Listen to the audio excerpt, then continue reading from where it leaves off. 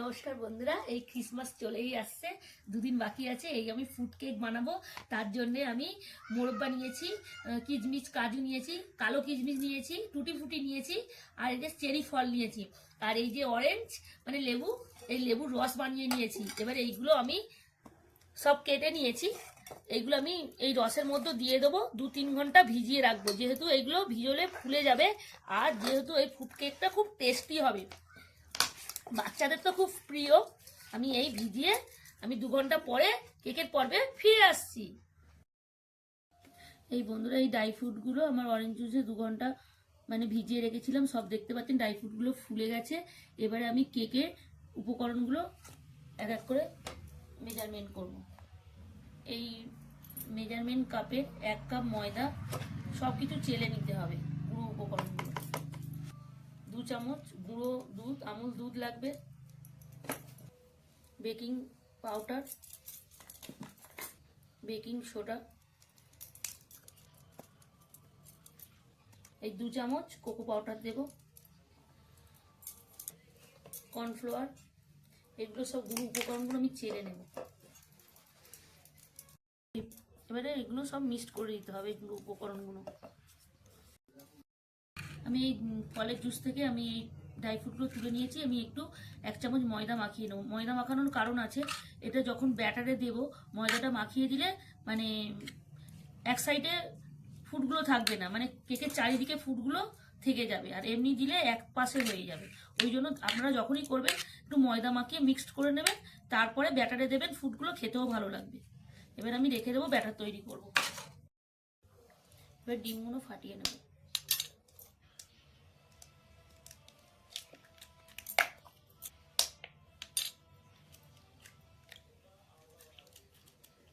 পরিমাণ মতন একটু লবণ দিয়ে দেবো। এবারে আমি এই ডিমটাকে ভালো করে বিট করে নেব। আমি এই ধুয়ে রেখে করবো। এই আমার ডিমগুলো অনেকক্ষণ ফেটানো হয়ে গেছে, 2 থেকে 3 মিনিট। আমি এবারে এই 2 চামচ বাটার মেল্ট করে নেব, আর এই রিফাইন অয়েল তেল।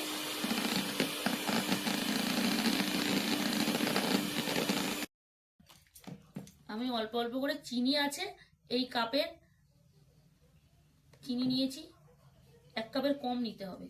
এই চিনিটা দিয়ে এবার আমি মেল্ট করব।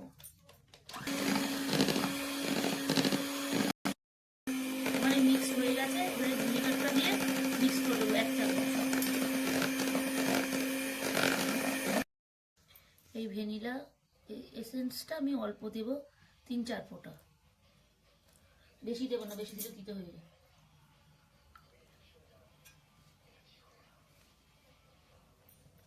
এবারে এই গুঁড়ো উপকরণগুলো যেগুলো মিক্সড করে চেলে রেখে দিয়েছি অল্প অল্প করে দেব, আলতো হাতে মিশাতে হবে।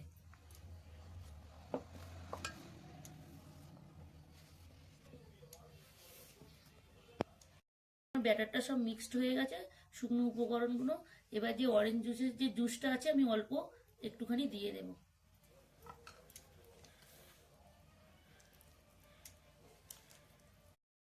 এবার যেই কাপের মাপে আমি ফুড তেল নিয়েছি ওই কাপের মাপেই আমি ড্রাই ফ্রুটটা নিয়ে নেব। এবারে আলতো হাতে মিশাতে হবে।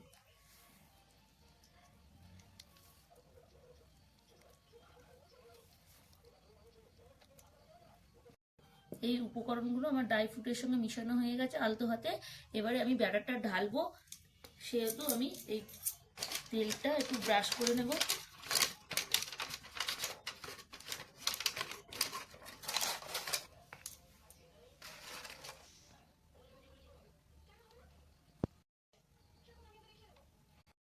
এই বন্ধুরা, আমার ব্যাটারটা দেওয়া হয়ে গেছে, একটু ফাঁকা রেখেছি যেহেতু কেকটা ফুলবে, ওই জন্য একটু ফাঁকা রেখেছি। এবারে আমি আগুনে ব্রেক করতে যাচ্ছি। এই ডেকচির মধ্যে আমি মানে নুন দিয়ে দিয়েছি, তার উপরে একটা স্ট্যান্ড বসিয়ে থালাটা বসিয়ে দিয়েছি।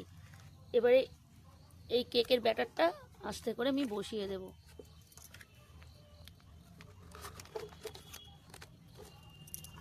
পুরো 45 মিনিট পরে আমি খুলবো, আমি এই ঢাকনাটা দিয়ে দেবো।